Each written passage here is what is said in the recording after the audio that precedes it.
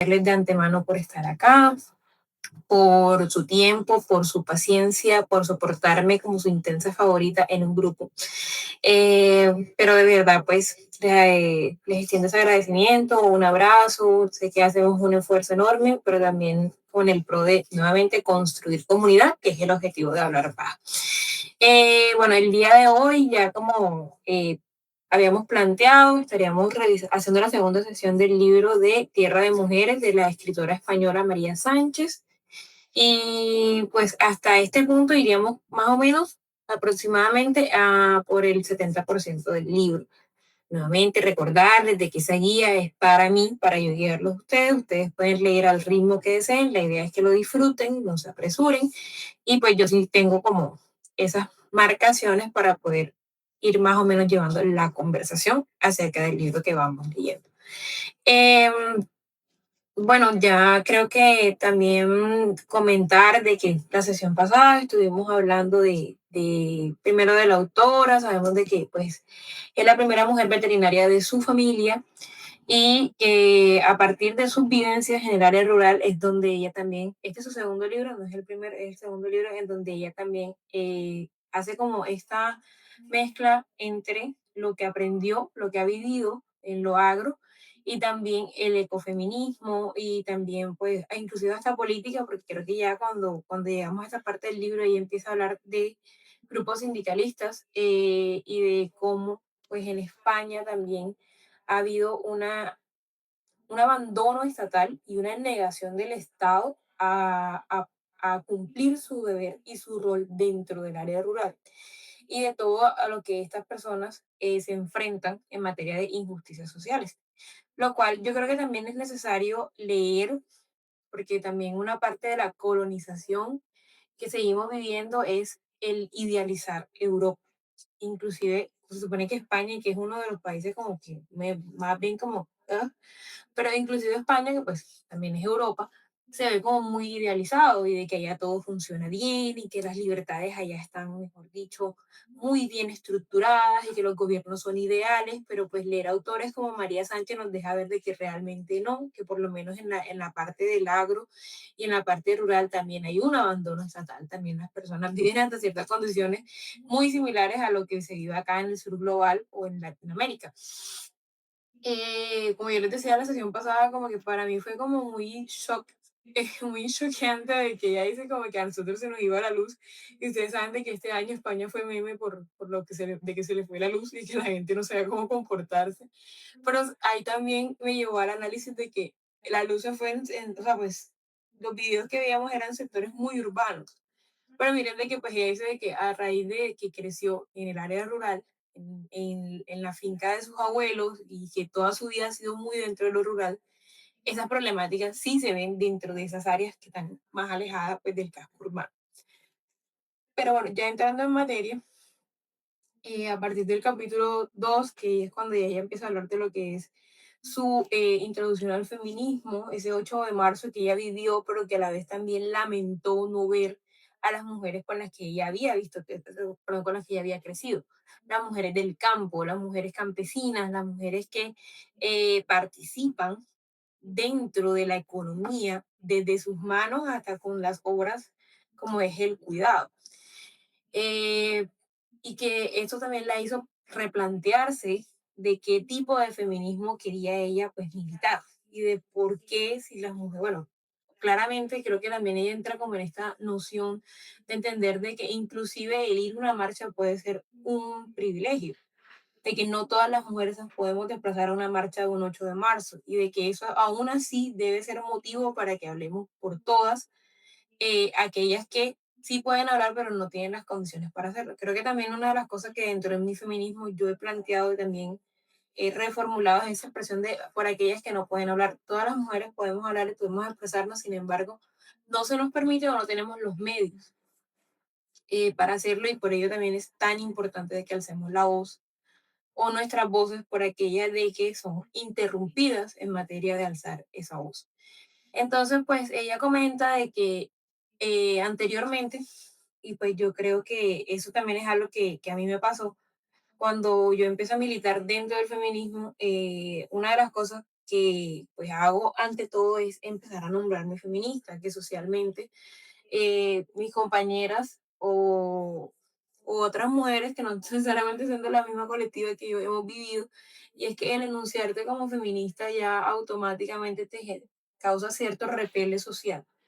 Entonces, de hecho yo en estos días le planteaba esa pregunta como a Yoa y le decía como, yo no entiendo por qué, pues también por una situación personal, yo no entiendo como por qué tanto odio hacia nosotras, por qué tanto prejuicio, por qué tanto, o sea, tanto señalamiento, pero después sí me senté a analizar y dije como que, hombre, sí, hay rasgos, hay situaciones, hay feminismos específicos que también han llevado a, no estoy justificando, pero también como este rechazo hacia el feminismo y a lo que pues ella también trata de anunciar entre sus letras.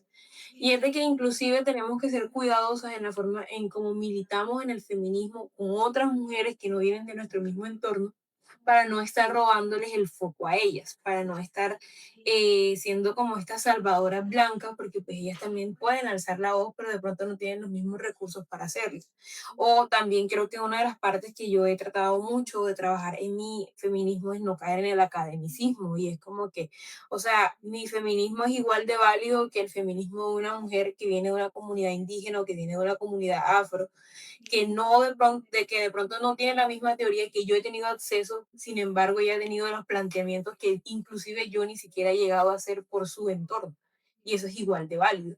Entonces es lo que también ella pues hace como este preview de lo que ella vivió en ese 8 de marzo y todo lo que ella tuvo que caminar y sigue caminando en su camino, bueno, perdón, sí,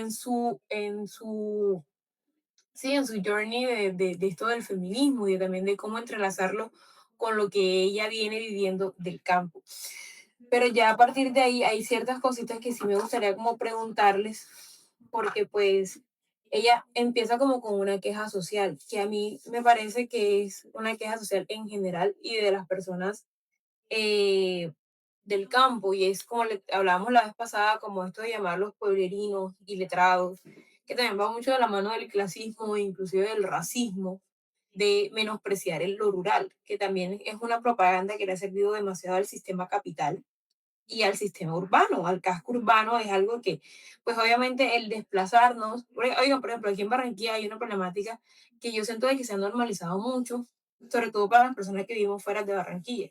O sea, que no vivimos en el casco urbano o en el distrito especial. O sea, pero yo vivo en Soledad, pero mi lugar de trabajo queda muchísimo, muy alejado de donde yo vivo, porque todo el comercio, porque toda la parte inmobiliaria, porque todo se desplazó hacia Barranquilla. Entonces ustedes pueden ver de que las personas que viven fuera de Barranquilla tienen que pasar hasta 2, hasta 3 horas en un bus para desplazarse, porque eso nos lo vendieron como progreso. Y ella también lo plantea mucho más adelante en el libro de que por qué se debe abandonar lo rural para buscar un porvenir, porque hemos normalizado de que el rural no tenga los recursos por lo menos básicos para que las personas sigan viviendo dentro de ese entorno y no tengan que desplazarse y no tengan que emigrar, porque eso también es un tipo de migración. La migración no es la única, no es, o sea, la migración no solamente se vive al irse de un territorio a otro en materia de por ejemplo, un territorio extranjero.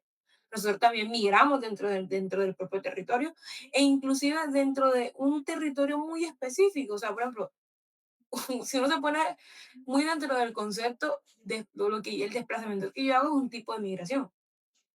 Entonces, por eso es que, inclusive, hayan aparecido estudios, bueno, más bien ha aparecido la ciencia de hablar como que, oigan, pero es que la migración hace parte de la naturaleza. Los animales migran, o sea, hay animales cuya vida se basa en migrar. Y ustedes también son animales, entonces la migración también fue parte de la forma en cómo los seres humanos progresamos, además de la comunidad. Y no como ese mensaje que nos han hecho, nos siguen vendiendo de que todo lo debemos hacer solo, porque pues ya sabemos de que solos no podemos, porque pues eso también fue lo que nos llevó a sobrevivir en medios tan hostiles. Pero bueno, ella ahí también plantea eso de que hay que tener cuidado de no desempeñar ese papel de salvadora blanca para las mujeres, porque pues ella viene de mujeres que sí trabajaron la tierra, de que hay una parte en donde ella está hablando de un artículo del Mundo, que es como es un cuaderno de campo que se llama Sin mujeres en el medio rural. Sin mujeres en el medio rural no existiría. Y ella dice que le causa demasiada molestia cuando entra a ver los comentarios y la mayoría son hombres, menospreciando el trabajo de las mujeres rurales. Es decir, y yo creo que eso también es algo que ocurre muchísimo cuando se habla específicamente y únicamente del género. Salen los hombres a decir como, bueno, ciertos hombres, no voy a generalizar que todos, pero ciertos hombres, una gran mayoría, es que ustedes no desempeñan labores, por ejemplo, en la construcción. Cuando tú vas a ver, y sí hay mujeres que trabajan en la construcción, como Brett, pero también queda la pregunta de por qué específicamente a ustedes se les ha entregado únicamente los trabajos de fuerza, en teoría, por lo menos en el casco urbano, porque si nosotros nos vamos al área rural, en el área rural, ella también lo plantea, hasta los niños trabajan.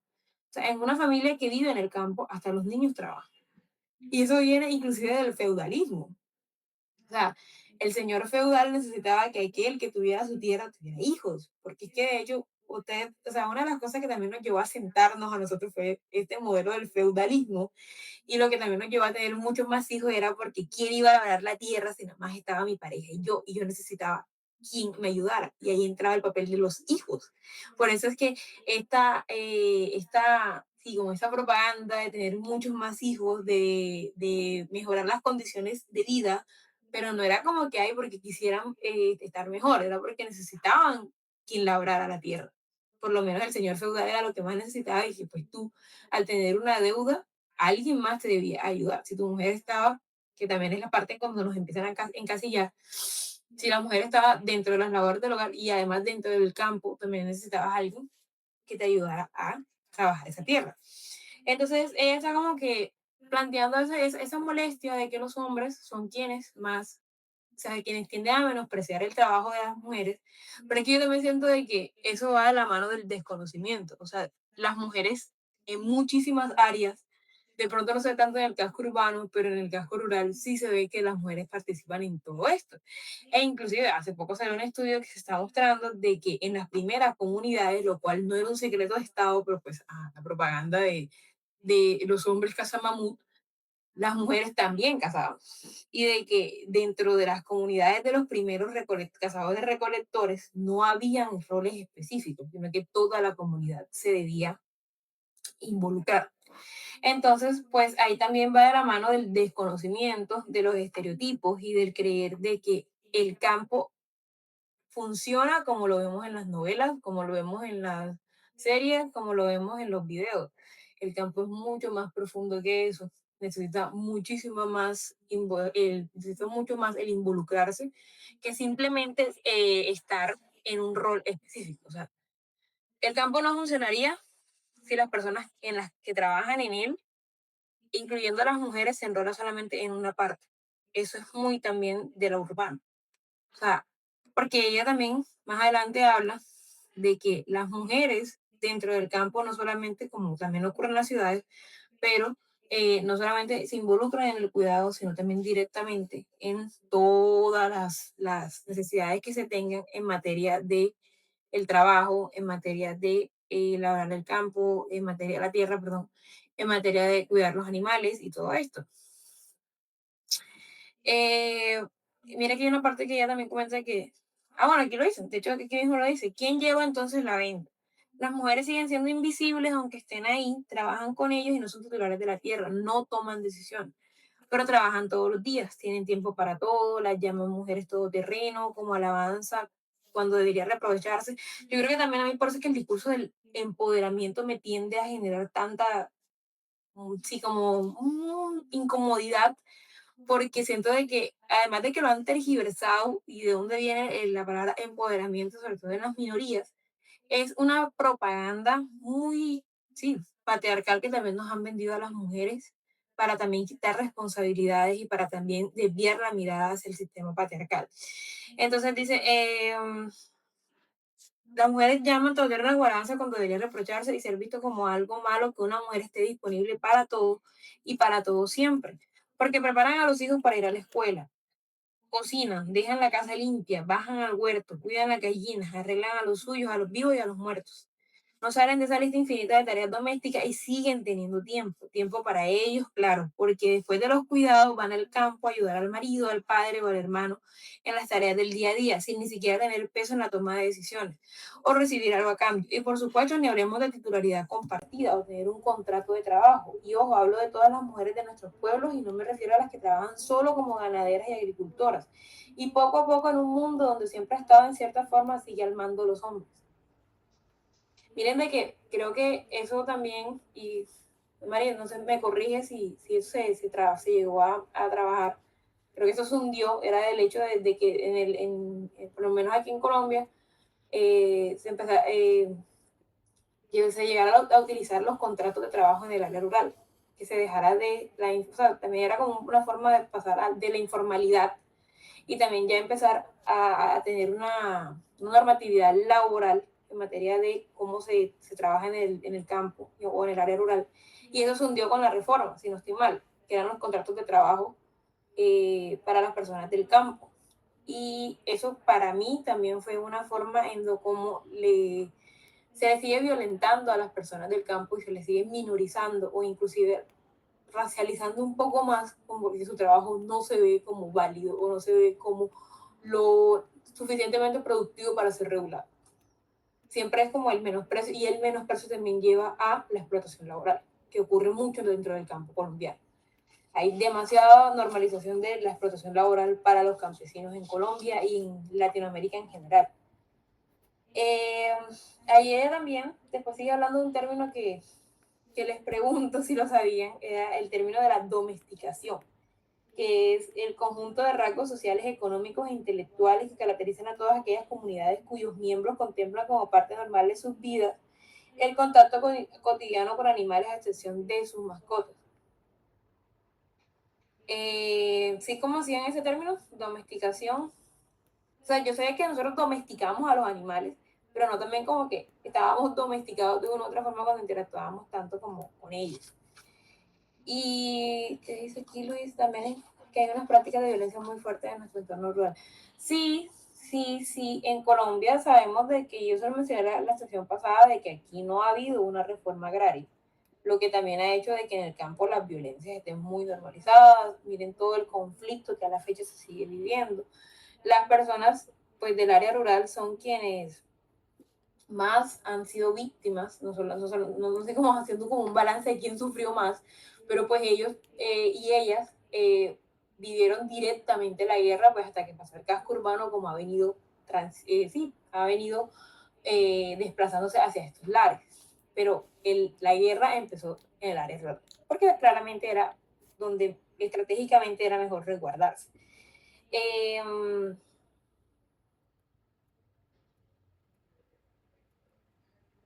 Hay una limitación laboral en derechos por los actores armados. Es que no la hay. O sea, no hay ninguna regulación laboral desde los grupos armados hasta inclusive el mismo Estado. No la hay. Entonces la gente sigue siendo víctima de explotación laboral, ya sea de los actores armados, como ocurren con los recolectores de coca, o del Estado cuando le dijeron de que, bueno, ya no cultiven más coca, pero bueno, entonces ellos como que, bueno, ¿qué hacemos? Y el Estado a la fecha sigue sin darles herramientas para ellos mejorar su calidad de vida y no tener que caer en los actores armados. Pero dale, Lucho. Es que, fíjate que a veces no es ni siquiera una vaina de la reforma, de reformas laborales, de reformas urbanas, sino que es el control, el dominio del territorio. Pilla que yo en algún momento me tocó ir a trabajar en un corregimiento de San Onofre, un corregimiento, una zona que estaba manejada por las autodefensas gaitanistas. Y tú allá se iba a hacer un proyecto de yuca y se buscaba tecnificación del mismo. Y lo que te dicen y lo que te dice la misma comunidad y la misma gente es, no, mira, el jornal son 16.500 pesos. No puedes pagar más. No puedes venir a ofrecer más plata porque dañas la plaza. Y dañar la plaza significa que persona que está intentando ofrecer o que hacer el negocio no puede generarte una amenaza o incluso la muerte. Ya directamente. ¿Por qué? Porque estás dañando la plaza y estás dañando lo estipulado por las autoridades locales que no son el Estado, son los grupos al margen de la ley. Lo mismo pasaba en el pueblo donde es mi mamá, donde vive, que cuando comandó el EPR ponía sus normas y ahora que maneja creo que ahorita allá también son las autodefensas, los que ponen las normas son ellos y son los que deciden cuánto cobra un jornalero, cuánto gana, o sea, todo eso está regulado por ellos y no hay forma de cambiar esa realidad.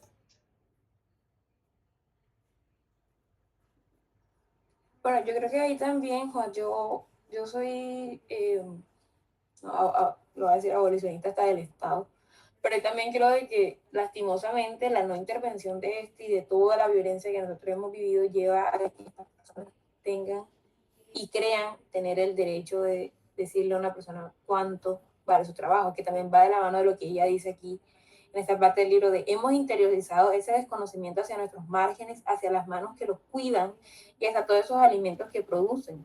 Nos han injertado ese vacío entre el medio rural y las ciudades. La vemos como algo normal, no preguntamos, no cuestionamos, no contamos, no queremos saber. Es cierto que en los últimos tiempos el consumidor ha empezado a pensárselo dos veces antes de decidir qué echa en su carrito de la compra. Nos hipnotiza la eco y la bio, si bien la mayoría de las veces no damos la vuelta al alimento para leer su etiqueta. Miren también cómo inclusive esos prejuicios de lo rural nos lleva a seguir minimizándolos, seguir racializándolos, seguir desplazándolos, seguir discriminándolos, pero también inclusive a no considerarlos ni siquiera fundamentales cuando sabemos de que nosotros dependemos del agro para poder inclusive vivir dentro del casco urbano en las condiciones en las que vivimos.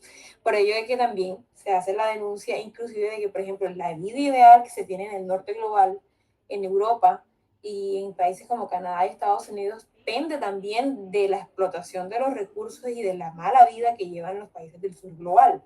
Y eso también va de la mano de la vista de cómo se ve lo rural, porque ellos en teoría son el progreso, ellos en teoría son lo que está bien y nosotros somos los campesinos iletrados o los negros o los indígenas iletrados que ellos tienen que venir a salvarnos y que ellos tienen que venir a explotar nuestros recursos. Entonces también siempre recordar eso de que no es solamente como en el territorio sí, en el territorio específico, sino también inclusive en general. O sea, miren el punto de lo que está ocurriendo y saben de que de hablar paja siempre se alza la voz en eso, de lo que ocurre en los genocidios palestinos, en el genocidio en Sudán, en el genocidio en el Congo.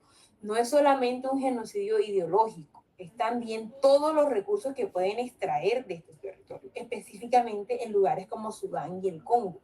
El Congo es un territorio muy disputado por el norte global y por eso todo este conflicto interno que lleva por la cantidad de metales que viven en el territorio del Congo que son necesarios para la tecnología y quiénes son los grandes empresarios de la tecnología y dónde están ubicados y por qué tanta conveniencia de que el Congo esté constantemente en un conflicto que ya está al punto de un genocidio, o como en el caso de Sudán. Si uno yo hace poco estaba leyendo la historia de Sudán y de por qué han terminado en estas masacres tan impresionantes.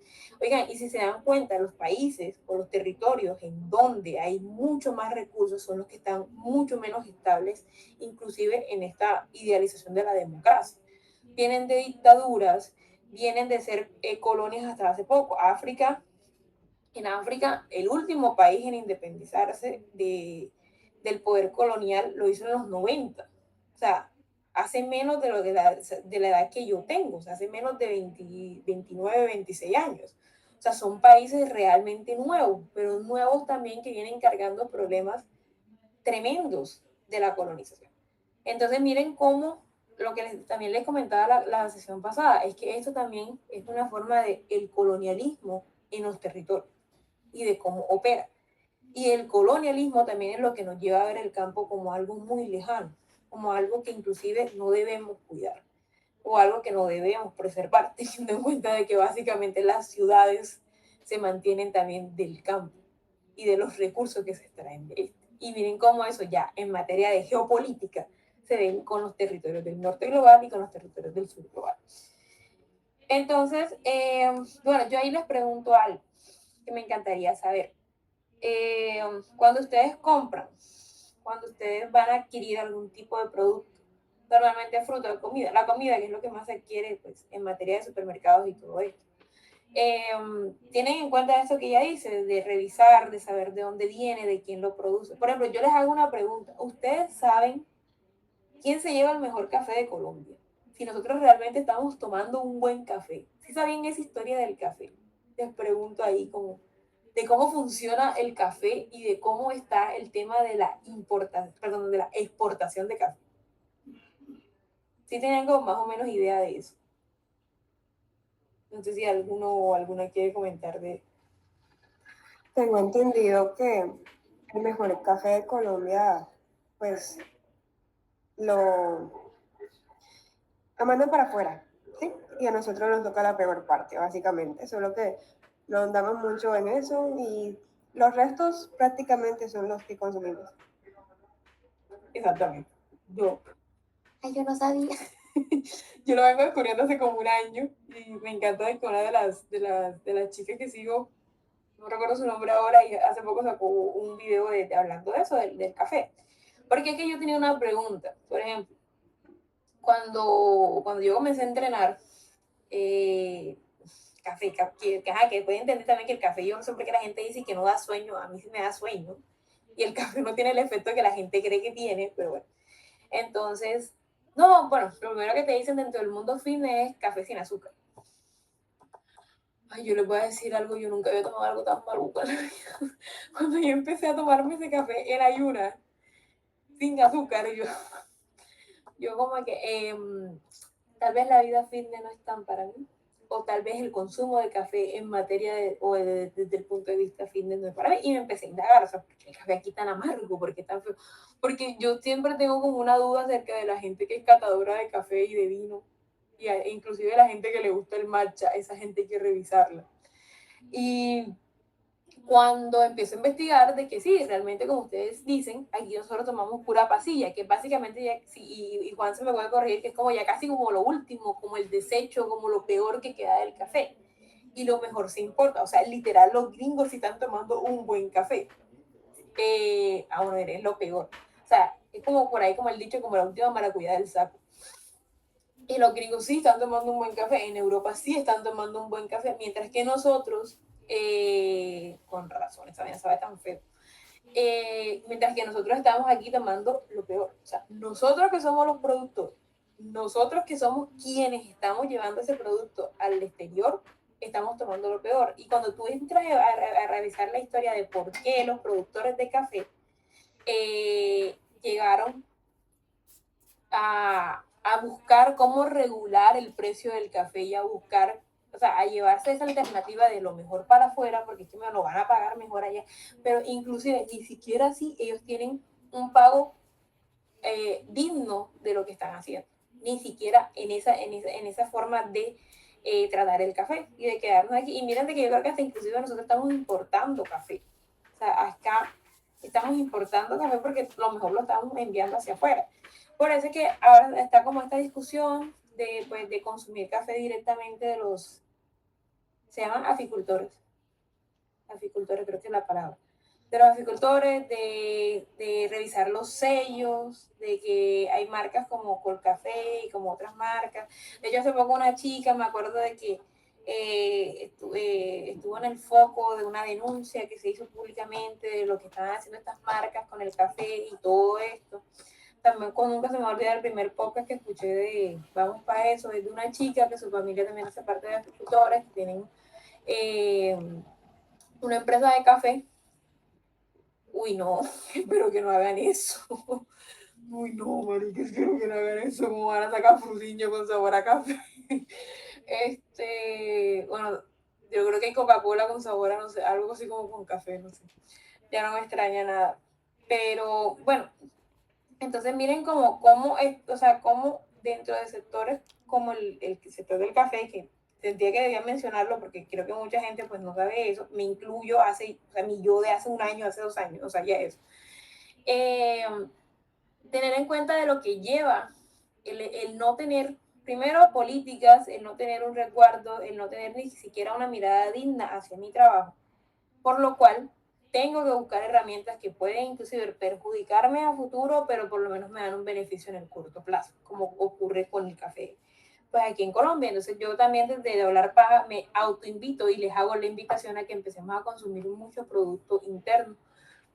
Una clave que hace poco yo descubrí es de que, por ejemplo, las marcas directas como, o sea, marca Éxito, marca Olímpica, son productos que sí se generan acá y que sí involucran a mano de obra de aquí colombiana y de que no están utilizando tanto productos importados, sino de acá del territorio.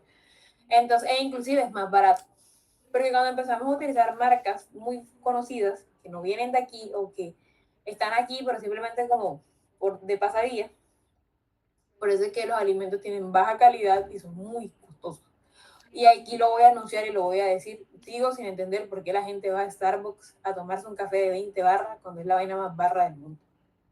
Yo una vez fui a la cafetería y compré una bolsa de café. A mí más pinky no me gusta. Yo todavía estoy tratando de encontrar un café que yo diga, joa, me lo voy a tomar sin azúcar. Porque ya yo entiendo por qué aquí la gente toma tanta azúcar, marica. ¿Quién se va a tomar ese café tan malo? Esa vaina tan horrible sin café. Perdón, sin azúcar, qué feo. Pero bueno, ahí después ella comenta y me parecen unas preguntas que les voy a hacer. Sí, marica, no sé, creo que el problema es mi paladar. Me ocurre lo mismo con el café, con el sushi, con el vino. Como dicen sí, después también, de una forma despectiva. Yo creo que yo tengo paladar de corroncha, porque a mí esa vaina no me gusta.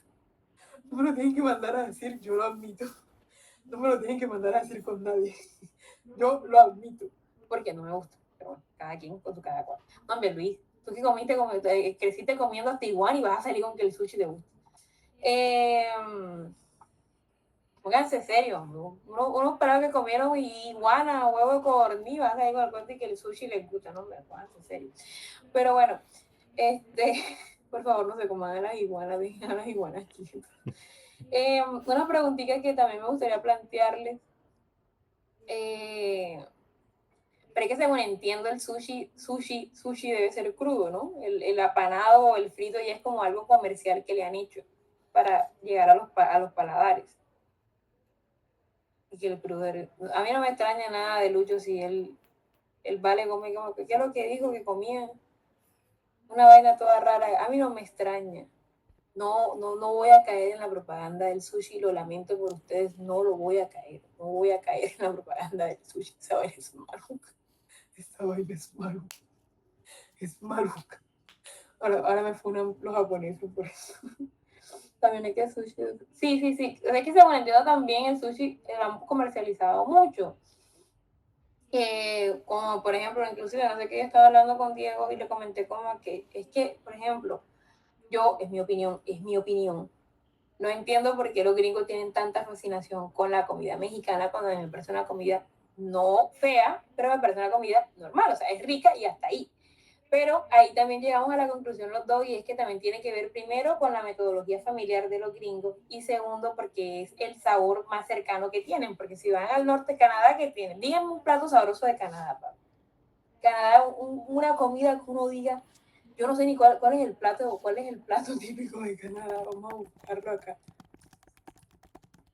Porque sé que en Alaska está uno de los peores platos del mundo, las latas de lo que es platos típicos de Canadá. Vamos a ver. Es la poutine, originario de Quebec. Consiste en papas fritas cubiertas con queso en grano y salsa gravy caliente. O sea, ustedes pueden, una salchipapa mal hecha. Yapulli, una salchipapa. Juan y yo estamos conectados, ¿vale? Que es una salchipapa mal hecha. Otro plato típico incluye la tortilla, pastel de carne, que no creo que sean los pasteles de aquí. La carne ahumada servida en sándwich.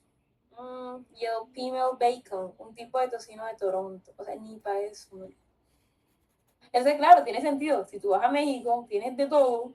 Los gringos se enamoraron de la comida mexicana porque, como hablando con Diego, les digo como que eso es lo más cerca al sabor y el flow que tiene. Y después, pues, tienen a Puerto Rico como colonia todavía. Pero, pues, miren de que miren cómo las conversaciones incluso se tienden a eso, de la propia, bueno, yo diría sí, sí, el también tomar los alimentos, inclusive los alimentos de territorio tan emblemáticos y comercializarlos para su paladar. Porque, por ejemplo, sé que el picante mexicano es tan fuerte que los gringos llegaron al punto que desarrollaron un picante más tolerable para ellos, porque era muy, no sé, muy correcto. Permítanme que hay una pregunta que quiero que se planteen, si quieren la responden o no, y es, ¿por qué olvidamos la raíz? ¿Por qué olvidamos de dónde venimos? ¿Por qué no mirar a nuestros pueblos? Y yo creo que eso también es una parte del menosprecio, de la discriminación que se hacen a los pueblos, de que, eh, o sea, hay gente que dice como que, ¿por qué mudarse a tal parte? Oigan, y no hay que soledad. Yo vivo en Soledad, pero eso es otro caso. Pero, ¿por qué no buscarse el área rural? Porque, o sea, a mí siempre me ha complejado eso de que, sobre todo a las mujeres, que es lo que más escucho, de llamarlas pueblerinas, de llamarlas corronchas, ahora con el cuento de los agropecuarios, porque ahora le hicieron como un pinkwashing a los agropecuarios, pero yo anteriormente me acuerdo de que a los agropecuarios los menospreciaban mucho dentro de las ciudades. Yo creo que de hecho una de las problemáticas que lleva el caso Colmenares es que Colmenares es guajiro y él vivía de mucho, sí, eso también lo había escuchado, sangre sucia, Campeche, eh, corroncho. Los ejercicios, los agropecuarios son los dueños de la finca, sí, sí, sí, ellos son los dueños de la finca, pero inclusive dentro de las élites se les seguía menospreciando a ellos. Porque yo recuerdo cuando el caso Colmenares, a él le hacían como cierto, sí, cierta parte porque pues era de la Guajira. Entonces ese Guajiro, Corroncho, costeño, ya por sí los costeños sí sufrimos ciertas violencias dentro de los territorios del interior cuando vamos hacia allá. Y hay también esa expresión tan asquerosa de mamaburros. Eh, lo cual también muestra como ese desprecio hacia nuestra cultura y de encasillarnos hacia eso. Sí, un regionalismo, yo no diría negativo, lo voy a decir así, es un regionalismo estúpido. Pero volviendo al libro, hay una parte que también ella comenta de que al no existir una titularidad compartida de la tierra, las mujeres siguen sin existir. En un medio lleno de consecuencias nefastas para ellas, para la sociedad en la que vivimos, perpetuando los valores y sistemas patriarcales y facilitando que el medio rural siga siendo completamente masculino. Ahí yo también quiero entrar con una chica que hace poco vi un video que ya hablaba de que no podemos hablar del patriarcado de la misma forma, por ejemplo, en materia del patriarcado español, que fue quien colonizó al patriarcado que existía o que pudo haber tenido vestigios dentro de las comunidades indígenas. Porque también una de las formas en cómo los españoles y en cómo los colonos llegaron a los territorios es con el modelo de vender ese patriarcado y de que los hombres indígenas también tenían cierto interés en ese patriarcado que ellos les vendían. Entonces también está, inclusive hago como un autollamado y también un llamado en general de que tampoco se pueden idealizar las comunidades. No las vamos a discriminar, pero tampoco idealizar, porque como decía Lucho ahorita, dentro de las comunidades también se viven violencias y también hay muchas actitudes patriarcales, como lo estamos viendo en materia de hablar del campo, de que siempre se habla del campesino, pero ¿qué pasa con las campesinas? Que las mujeres también nos involucramos y nos involucramos muchísimo en las labores del campo, por ejemplo. Otra parte que es muy fuerte en Colombia son las flores. Y ustedes van al campo, a todas las ciudades y a todos los territorios y municipios y todo esto que se dedican a todo lo que es el cultivo de flores y la exportación de flores, y muchas de ellas son mujeres. Entonces, ¿por qué no se está hablando de esas mujeres? O lo que se habla es muy escasamente reconocido y de su labor dentro de ella. El textil, exactamente. Oigan, no sé si ustedes siguen a unos chicos que se llaman y que los mal vestidos. Ellos hace poco sacaron un video que me pareció muy interesante y es que nosotros cuando hablamos, por ejemplo, de Shein, cuando hablamos de Temu, vemos hacia otras partes del sur global, pero ustedes sabían que yo lo venía sospechando también de que aquí en el territorio inclusive también está la explotación laboral y inclusive ya la esclavitud del área textil. O sea, de que una persona, un jean, por ejemplo, a marcas como ELA, como Estudio F, que nos los venden en casi 300.000 pesos, 200.000 pesos, a ellas se los terminan facturando o les terminan pagando, no sé, 7.000 pesos. Y todo, y toda la violación en el marco laboral. Pero no sé si ustedes escucharon que Van Camps, la marca de atún, tiene una denuncia ante el Ministerio Laboral, porque hacían que las, las operarias usaran pañales para no ir al baño. Entonces, miren de que mirar hacia la raíz también es ver de que aquí tenemos problemas en materia de derechos laborales hacia el campo y hacia los obreros y hacia quienes nos ayudan a tener los recursos en la mesa.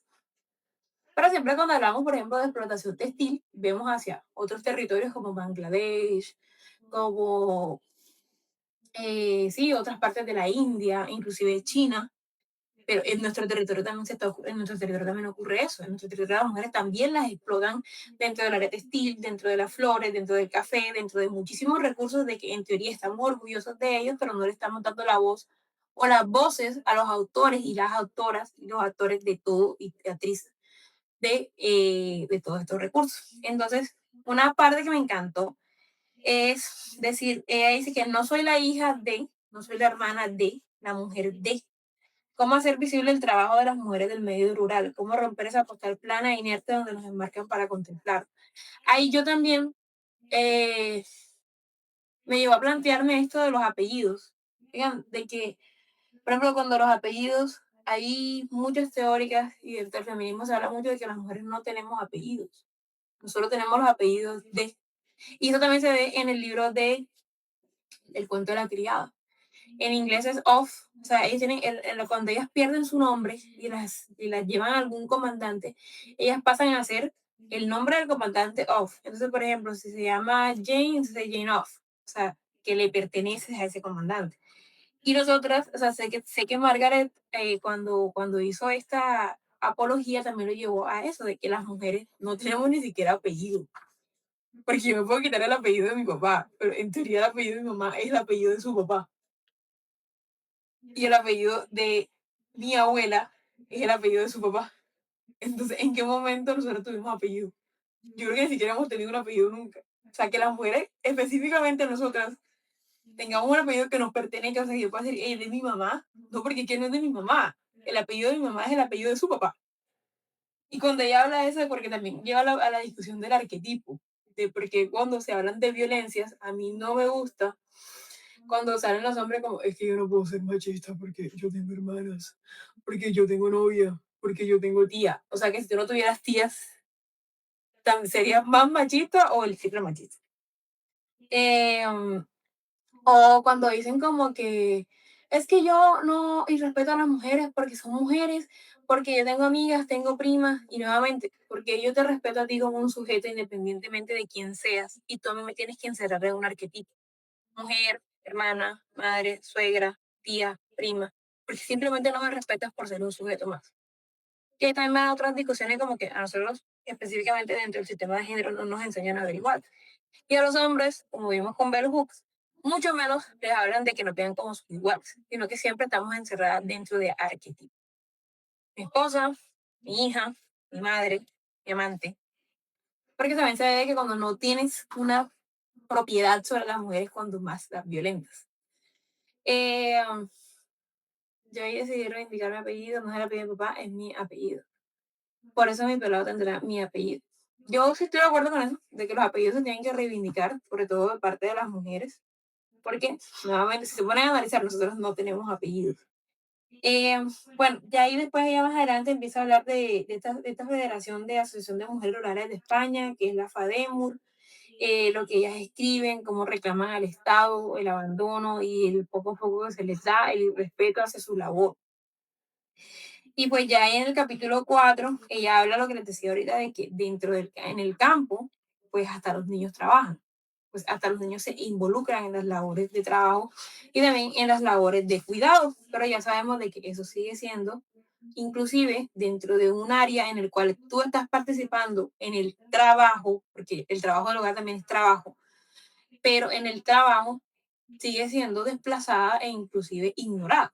Porque ella, como vimos en, en la parte inicial, ella decía, yo veía a mis abuelos, yo veía a mi papá, yo veía a mis hermanos, yo veía a mis tíos, pero para mí mi mamá no hacía nada. Ellos eran los fuertes, mi mamá era alguien más, o sea, un fantasma, que cuando ella habla de los fantasmas dentro del hogar.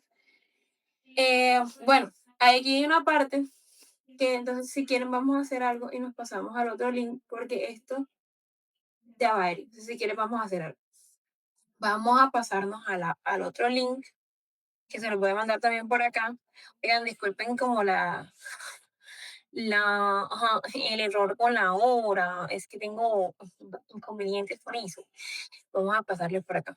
Y si quieres, Eri, nos habla de el tema de que creo que es lo de la mujer, el papel de la mujer dentro del hogar. Pero es aquí, ya se los puse por acá. Déjenme irlo ahora aquí. Ok, ya, ahora sí, bueno. Eri, tú querías hablar de lo que estábamos comentando en el link pasado, no sé si quieres. Go ahead. Sí, sobre, bueno, lo que decía en el libro, que los hombres son los que hacen, la mujer es como un fantasma, como que no, se no hace nada de tal. Es que a mí me impacta mucho eso porque, por mi mamá, porque, bueno, en nuestro caso, que echando un poquito pues de chismecito de mi familia, em, mis papás son químicos. Mi papá es químico, mi mamá es ingeniera química. Pero mi papá tiene una finca que, bueno, se la heredaron. Realmente no son personas de finca. Pero nosotros estuvimos viviendo allá una época y mi mamá siempre ha, digamos, ha denunciado el tema del trato que mi papá le ha dado, que siempre ha sido como, no, usted está para hacer las cosas, digamos, para limpiar, para esto, cocinar, para atender, para escucharme cuando yo quiero hablar y tal. Y mi papá siempre ha querido como, eh, no sé, mi mamá siempre dice que es muy impositivo. Entonces, de hecho, yo le estaba contando a mi mamá sobre el libro y ella dijo, no, sí, que quería leerlo y yo se lo pasé y ella lo estaba leyendo. De hecho, ella incluso quería venir al club de lectura, pero se puso un poquito malita, entonces no tenía energía. Esto, pero es impresionante cómo incluso mis papás, que son pues personas estudiadas, son personas increíblemente inteligentes. Honestamente, yo nunca he conocido a una mujer más inteligente que mi mamá, de verdad, de verdad. Esto, pero eso no salva de nada, o sea, puede que no sean campesinos propiamente dichos, pero una vez estando en ese contexto en donde tienes a kilómetros la siguiente finca, la siguiente persona con la que puedas hablar, quedas como recluido en un lugar en donde simplemente hay una persona con poder y no tienes mucho que hacer, sino tratar de sobrevivir, aparte porque ya tienes hijos y pues no tienes escapatoria.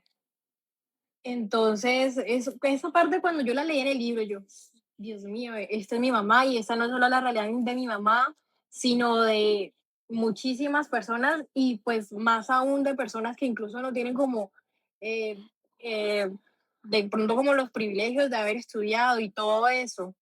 Entonces, bueno, no sé, quería hablar de eso porque me impactó bastante. Pero Eri, muchas gracias. Claro, dile a tu mami que cuando quiera se puede unir con nosotros. Un nuevo miembro. Bueno, la parte de lo que tú comentas era lo que también yo decía ahorita de que a mí me encantó ese video de esa chica que hablaba de los tipos de patriarcado, como que no era lo mismo el patriarcado que pues venía de los españoles al que ya existía acá. Que eso también es un debate que tiene muchas teóricas. Rita Segato dice de que no había un patriarcado per se como lo conocemos, sino que habían vestigios. Creo que ay, se me olvidó el nombre de ella, que es una autora antirracista, que es una autora de colonial, ella dice de que no habían patriarcado no es York es una autora africana la que dice eso. Pero bueno, referente a tu pregunta, lo que sucede es que la academia sigue siendo patriarcal, la sociedad sigue siendo patriarcal. Entonces, inclusive cuando de pronto tu papá es un tipo letrado, es un tipo estudiado, es un tipo de la academia, inclusive la academia puede ser igual o mayor, igual o peor en materia de violencia, de perpetuar los papeles y los roles, porque miren de que ella dice eso, de que es que yo veía la fuerza a través de mis papás, pero a través de mi papá específicamente, porque uno también crece con esa idea de que el que es fuerte es el papá, el que es fuerte es el hermano, y en la universidad, oigan, yo he visto muchísimos profesores menospreciar a las alumnas porque sobre todo en las carreras como las ingenierías, porque es como que usted no tiene el cerebro para esto, o usted no le da esto, o con este cuento de que es que los hombres son más racionales que nosotros, porque nosotras somos hormonales, cuando ellos también son hormonales. Pero dentro de lo que ya hemos hablado y como lo vimos con Bell Hooks, a ellos se les educa para dejar de ser emocionales o no tan emocionales. Pero sin embargo, miren de que de la emocionalidad de los hombres estamos viviendo tantas guerras. Entonces, como que no sean emocionales y que tomen las mejores decisiones, pues ahí lo podemos debatir. Y eso también se traslada al campo, o sea, que los hombres inclusive vean cómo las mujeres de su entorno están participando dentro del campo y están ayudando, bueno, no ayudando, están, sí, contribuyendo a que esos recursos se vendan, a que esos recursos generen un ingreso para la familia. El patriarcado sigue en su cabeza de que ellos son quienes deben dar la cara y por eso es que ella denuncia de por qué a las mujeres no se les está dando la cara, porque a las mujeres no se les está dando el papel que ellas también desempeñan. Eso es patriarcado, que a nosotras a las mujeres, que también va a la mano otras cosas, porque yo también trato de que no todo se basa en el género, pero es que no todo se basa en el género. No es lo mismo, por ejemplo, la situación para una mujer inclusive rural, pero que sea una mujer blanca, a una mujer rural, pero que sea una mujer negra o indígena o afroindígena. Ya ella ahí su problema, su mayor problema no es el ser mujer. Ella ya la enmarcan dentro de otros lugares, como es su raza y su aspecto. Pero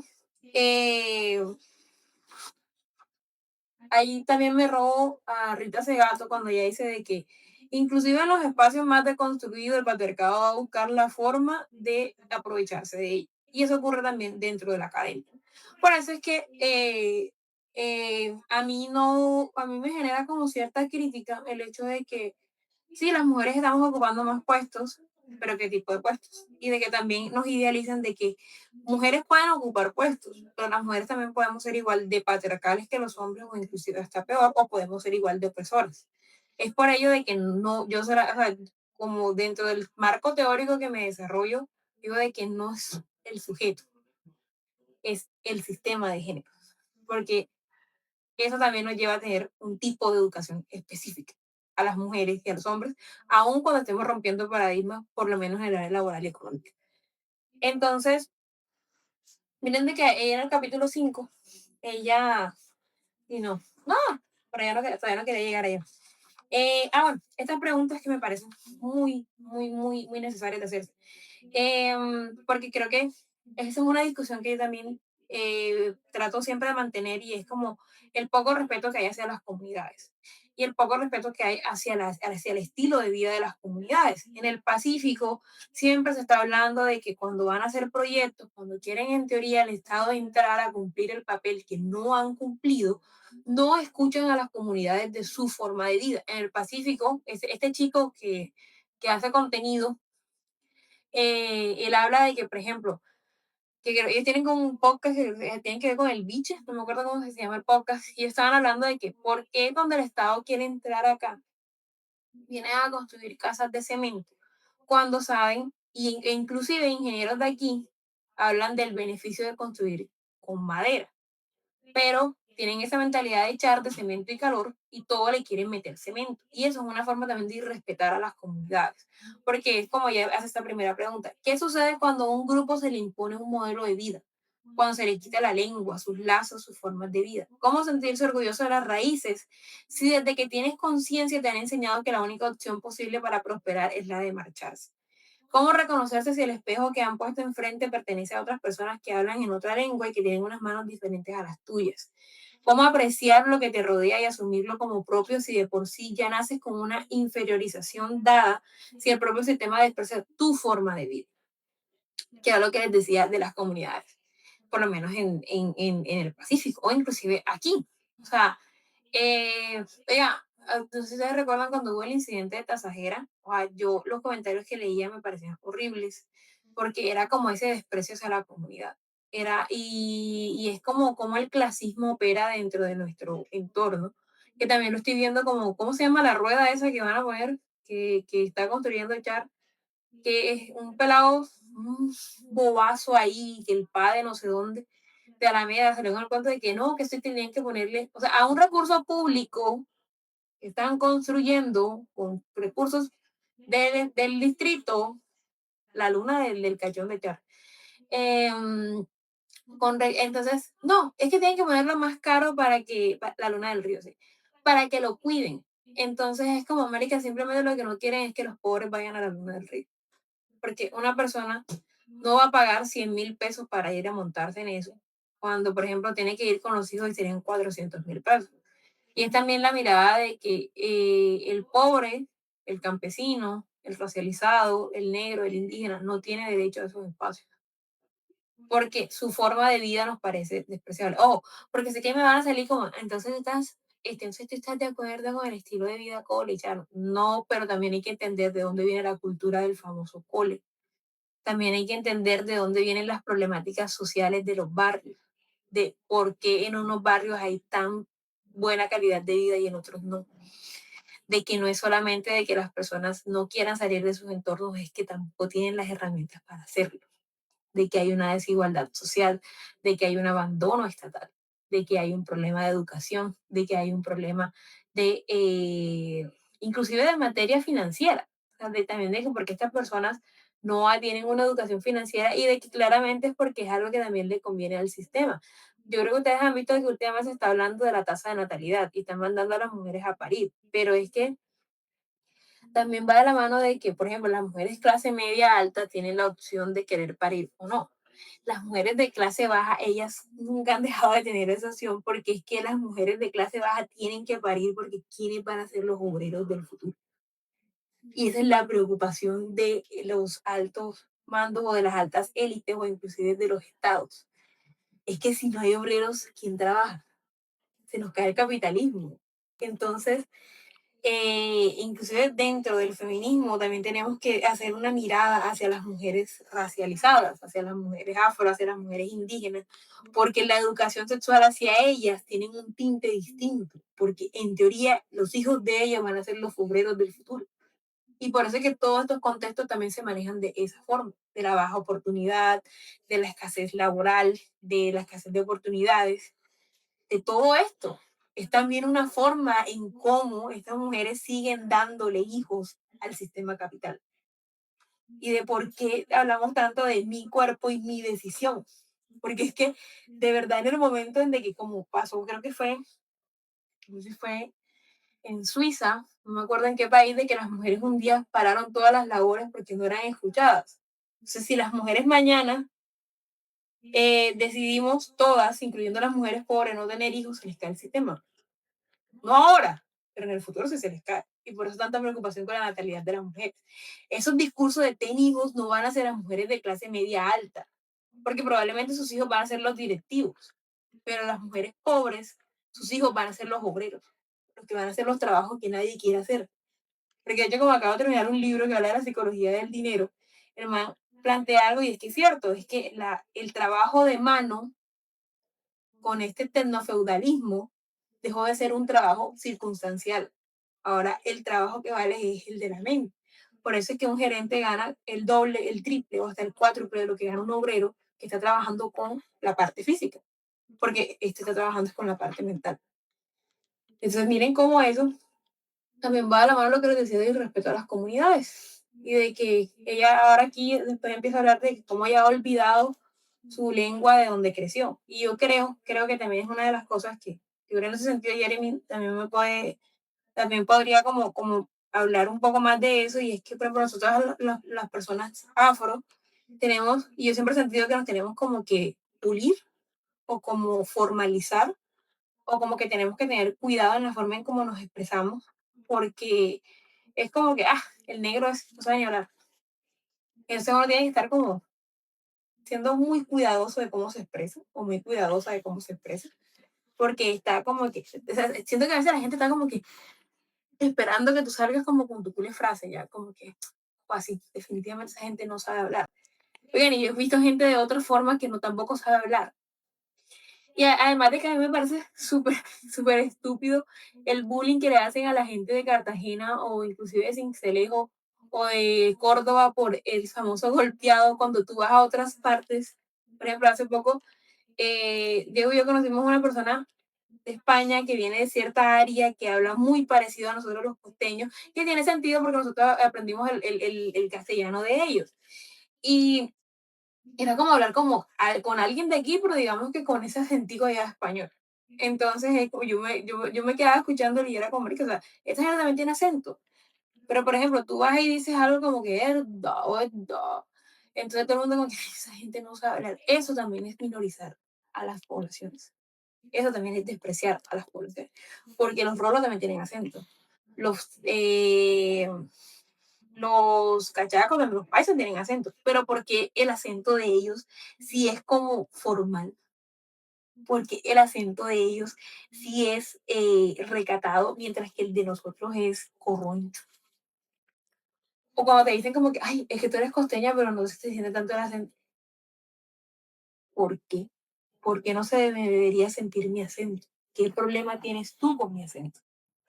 O sea, ¿cuál es eso? Es una forma de discriminación y de menosprecio hacia las comunidades, específicamente hacia las comunidades rurales. Dale, Jessy. Bueno, yo que estudié pues esta parte de la lingüística, eh, como dices tú, algo que yo aprendí eh, durante mi tiempo académico, sobre todo en la parte de sociolingüística, es que no hay una persona que hable mal un idioma. Simplemente la lengua evoluciona y con todas las mezclas que hubo, las migraciones, se fue enriqueciendo. Y de ahí hay un resultado que son múltiples dialectos, ¿ya? Entonces no quiere decir de que, es que nosotros en Barranquilla hablamos mejor español que el de Cartagena, mejor costeñol incluso del de Cartagena, sino que obviamente allá de pronto hubo mucha más presencia pues de esclavos africanos y pues todo eso eh, pues dio frutos, al igual que las mezclas con las lenguas indígenas. Nosotros tenemos muchísimas en nuestro léxico palabras que son indígenas, por ejemplo el maíz, ya la palabra maíz. Entonces, es eso, como entender que tú vas a ver incluso, como mencionabas ahorita, que conociste a alguien de España. Mi hermana estuvo en España hace unas semanas y ella me decía, yo no les entendía nada.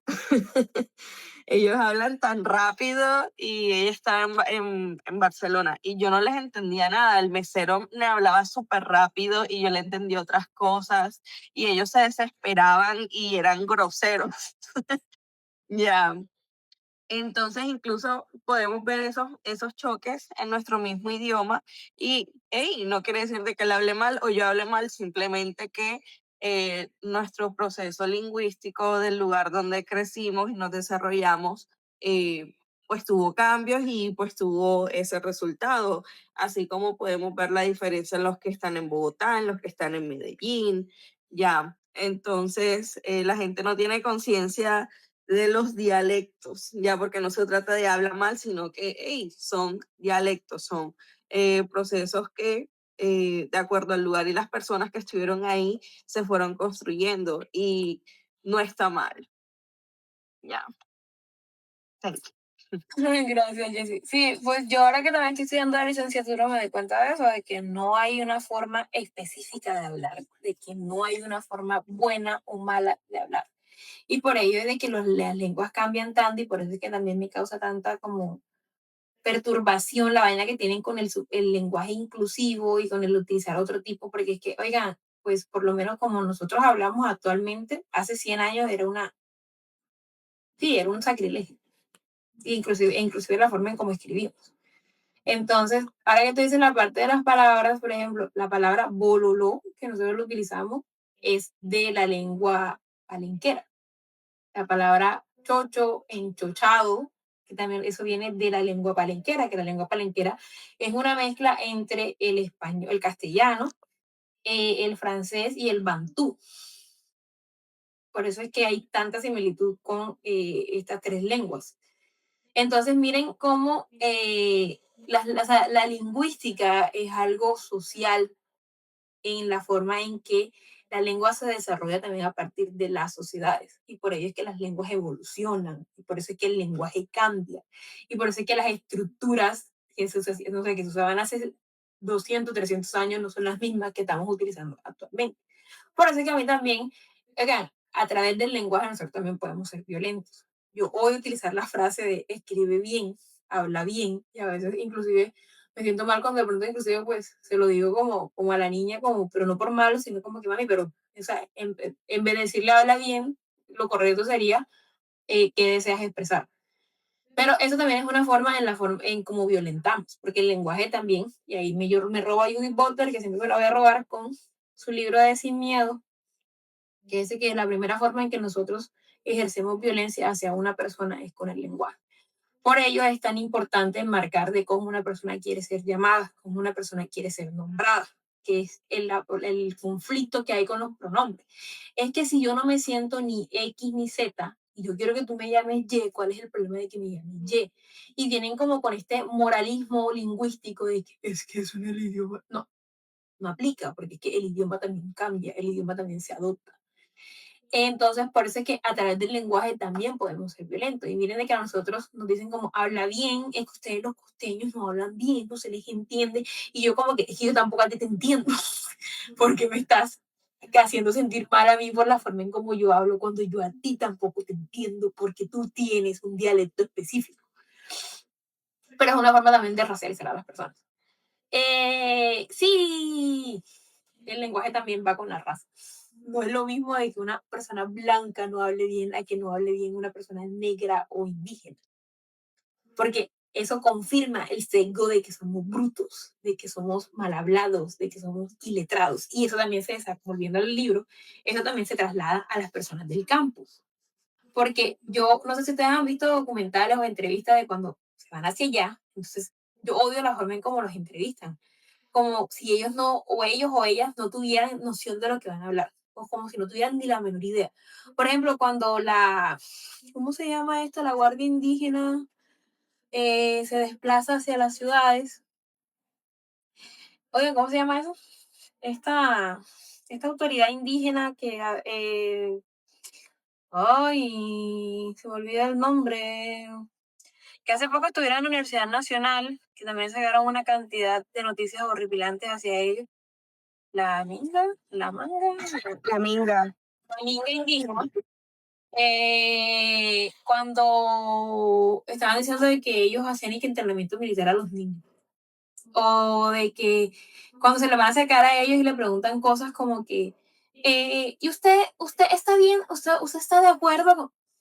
Pues, si tú siquiera por lo menos entiendes el contexto de que es una minga indígena y de cómo ellos operan, y eso también va de la mano de lo que yo también no solamente llamo como la confianza de un hombre heterosexual promedio, sino como la confianza de un blanco promedio. O sea, de hablar o inclusive denunciar cosas de las minorías sin tener la menor idea de qué se está hablando.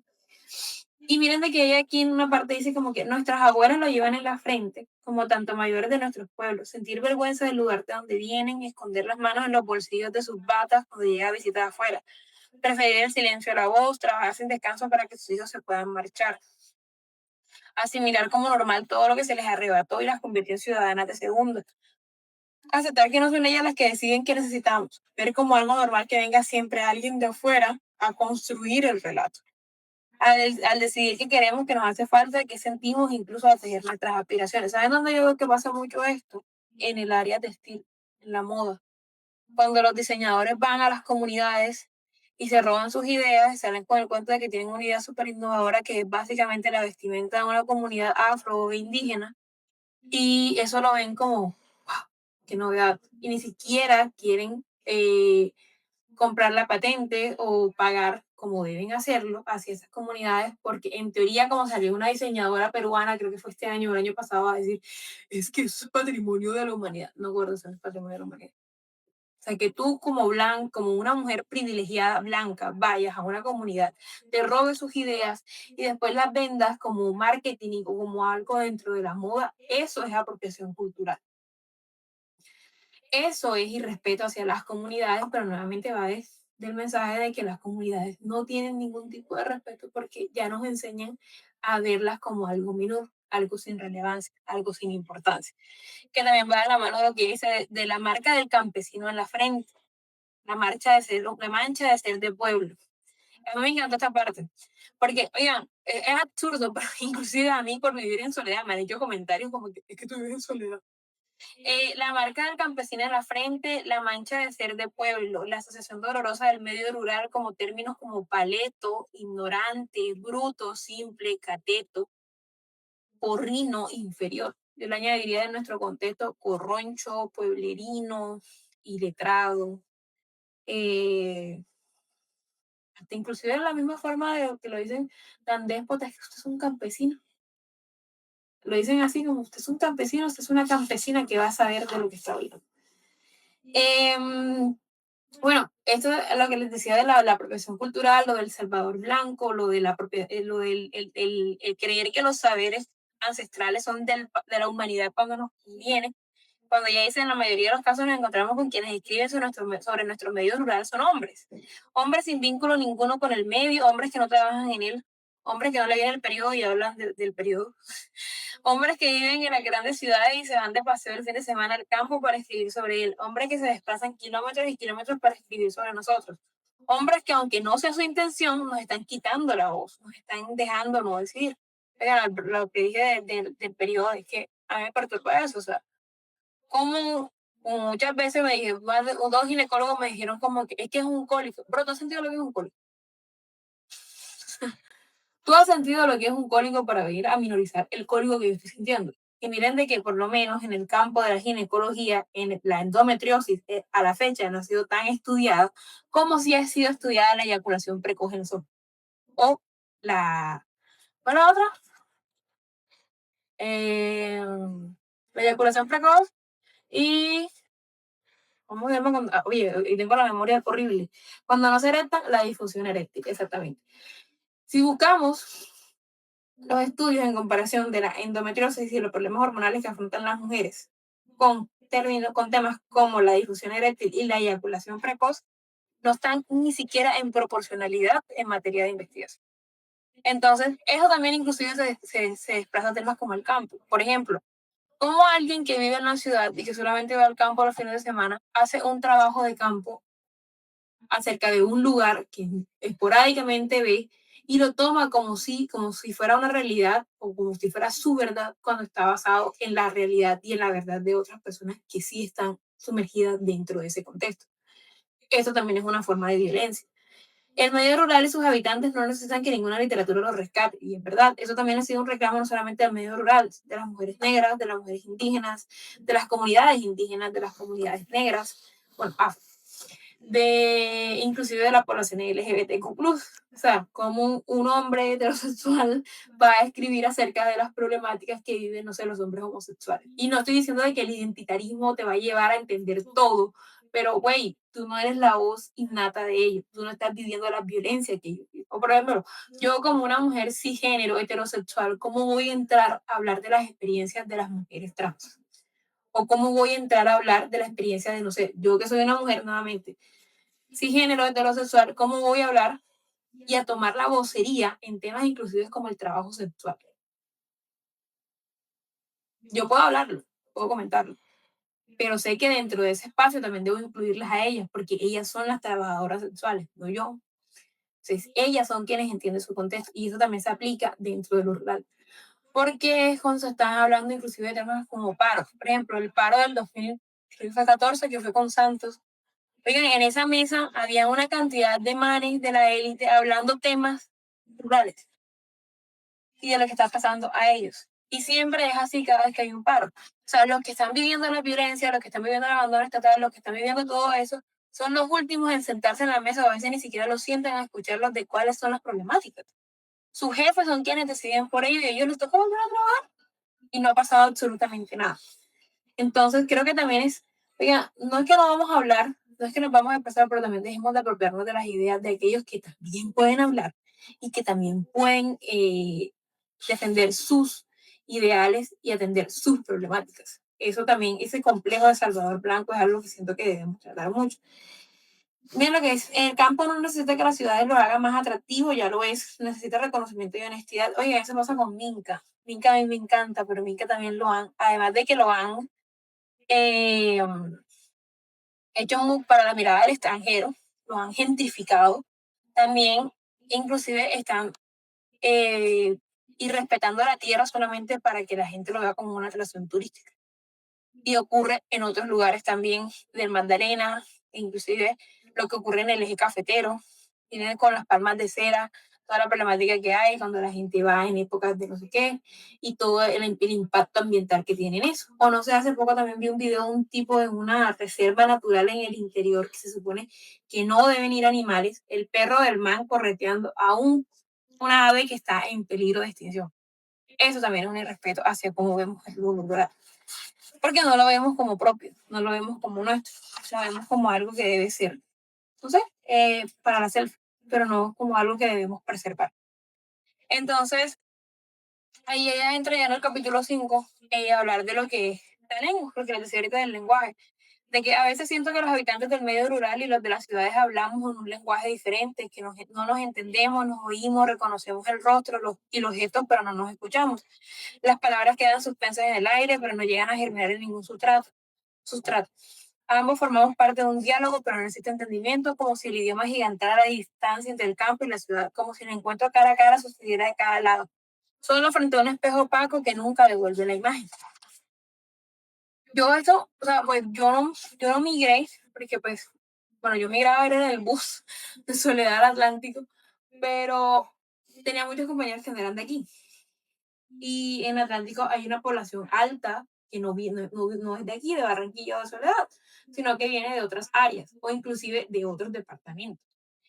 Y siempre sentía como ese sentimiento de ellos de no pertenecer, de estar tan lejos de la tierra, de estar tan lejos de la casa, de que se les conocen como los foráneos, como los estudiantes de momento, o sea, de momento nada más del semestre, y de que muchos decían como, yo no quiero estar acá, pero es que en donde yo vivo no hay oportunidades de estudio y me toca desplazarme hasta acá, inclusive a mi papá le toca hacer sacrificios para poder yo estar aquí para una oportunidad que era lo que ella decía de por qué los hijos se deben marchar. Y creo de que eso también va de la forma en cómo lo rural ha sido nuevamente desplazado, abandonado, no se le ha dado un foco, no se le dan ni siquiera los recursos para ello. Entonces, es también la parte de cómo la mirada capitalista, la mirada urbana es una forma violenta para las personas del campo o de comunidades no tan cercas a este casco urbano y de que las oportunidades sí o sí tienen que ser por fuera y no dentro del entorno que los vio nacer, que los vio crecer. Entonces ellos deben y ellas deben salirse de ello, abandonar todo lo que conocen, irse a un lugar completamente desconocido, tratar de adaptarse, porque siempre vas a ser el foráneo o la foránea y siempre vas a ser el pueblerino, siempre vas a ser el de no sé qué. Parece que a mí me encantan los videos cuando salen como a mitad de año y final de año, como que yo regresando al pueblo, porque sé que también es una forma nostálgica de cómo los estudiantes y las estudiantes anuncian de que vuelven a esa raíz que lastimosamente les toca abandonar para un mejor porvenir. Eso es una forma en cómo también se ve la violencia hacia lo rural, de que ellos y ellas deban salirse de sus entornos para tener una mejor oportunidad o para vivir una vida distinta a la que vivieron sus padres. Eso también es lo trágico y lo violento de estas situaciones respecto a lo rural. Pero bueno, ahí les quería preguntar cómo se sintieron con esta parte del libro, con el monólogo que me acabo de tirar, con todo lo que hemos planteado acerca del área rural, que se llevan. Sí, ya me voy a callar. Quiero que hablen, por favor. Entonces, ¿cómo se sienten con ello?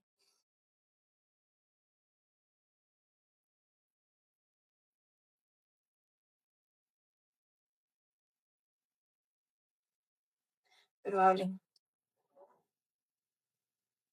Porque si no hablan, entonces me toca seguir a mí hablando. Bueno, yo sé que hasta deleitan con mi hermosa voz y todo lo que les digo. Pero de verdad, eh, expresen su sentir para ver, con respecto al libro, con respecto a lo que hemos comentado en estas dos sesiones. Mm, sí, mucha ciencia que se hace en el país viene del campo total y muchas tesis, muchos estudios que se hacen dentro de nuestro contexto vienen del campo.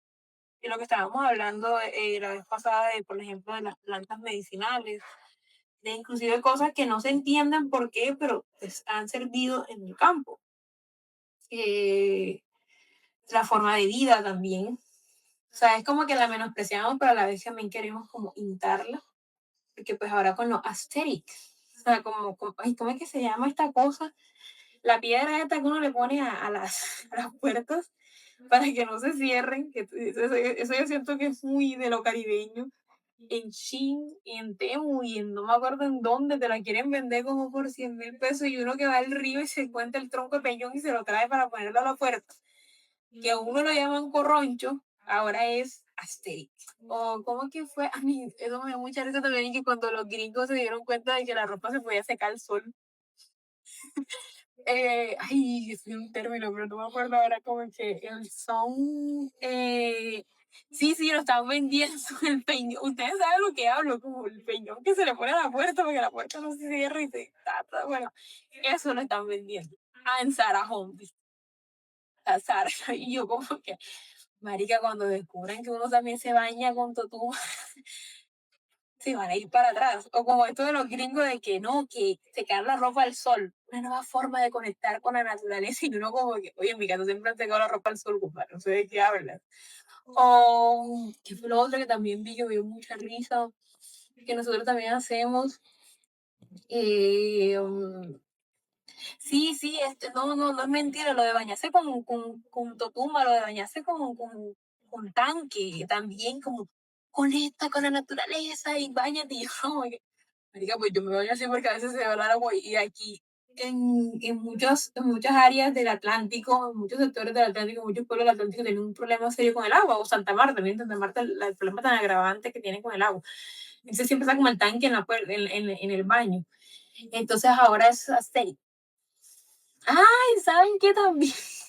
La piedra con que se parte el hielo. También lo están vendiendo en Zara Home como una innovación a tu cocina. Oye, ¿cómo se llama esa vaina? Eso tiene un nombre. A la piedra esta, con que se parte el hielo. Bueno, también están vendiendo es el manduco también. No, cuando los gringos se enteren de que uno con el manduco lava, mejor dicho, ya tú vas a ver ese poco gringa con ese manduco, sacándole, y yo como que, marica, es absurdo, o sea, es muy, no sé, muy urbano, muy, más que urbano, absurdo. O sea, cosas que, nuevamente, como les digo, es que todo va desde la mirada del blanco. O sea, por ejemplo, ¿saben cuándo les pongo un ejemplo? Las trenzas. O sea, aquí todo el mundo en carnavales se pone trenzas, pero si tú después de carnavales te pones trenzas, eres corroncho. Entonces tú ves a las peladas que el cabello no les soporta una jalada de pelo, poniéndose trenzas africanas sin conocer el contexto de las trenzas, y van a salir con el cuento de, ay, pero porque les perturba, porque ustedes no entienden lo que significó y lo que significa para los pueblos afro las trenzas.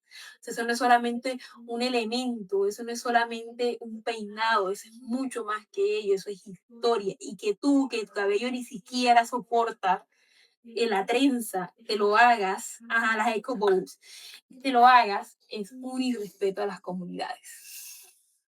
No estaba acostumbrada a eso. Entonces empezaron con el cuento de me hice la trenza y se me hinchó la cabeza. Mira, ¿qué esperabas si tu cabeza no está hecha para ello? O sea, o me hice la tesis y me quedé calva. Es que te has debido de quedar más calva. Te has debido de quedar sin un pelo porque a ti nadie te mandó a tocar eso. A ti nadie te mandó a tocar eso. Sí, Juli, de hecho yo vengo de un proceso de transición. O sea, este es mi segundo año en transición. Bueno, o sea, cumplí el año, pero es mi segundo año viviendo la transición. Y yo duré ponte como 5 meses con trenzas, solamente trenzas africanas. Y todo el tiempo me decían como que, ay, ¿dónde es el baile?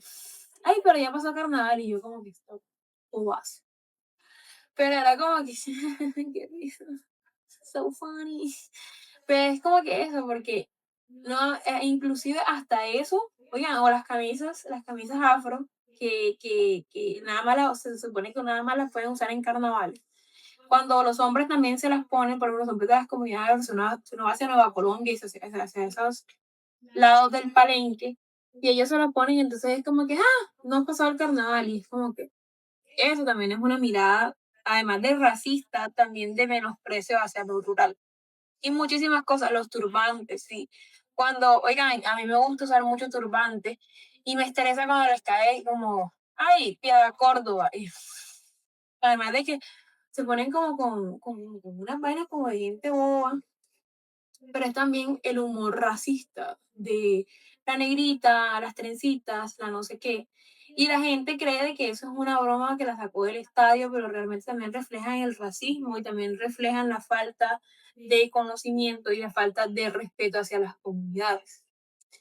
O esa forma tan déspota en cómo se refieren a las comunidades indígenas, esos indios que nada más saben parir, que nada más saben tener hijos, o esos indios que nada más saben es mascar coca, que es cuando se refieren a los de la Sierra Nevada de Santa Marta, pero ignoran también todas las violencias que han vivido las comunidades indígenas dentro del Estado e inclusive con los autores del conflicto.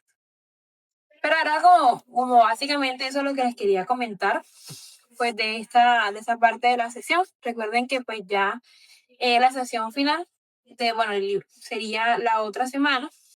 Ya la otra semana nos veríamos con el otro 30%, que sería ya la parte final del libro. Recuerden que yo el material se lo envío pues por correo y también los que adquirieron la versión especial que creamos, se lo seguimos mandando.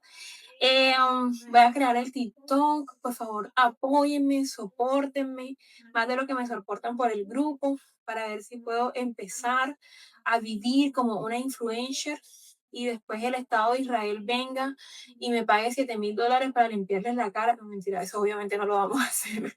Eso vamos a hacer, o sea, prefiero comer vidrio molido antes de hacerle alguna propaganda a un Estado genocida.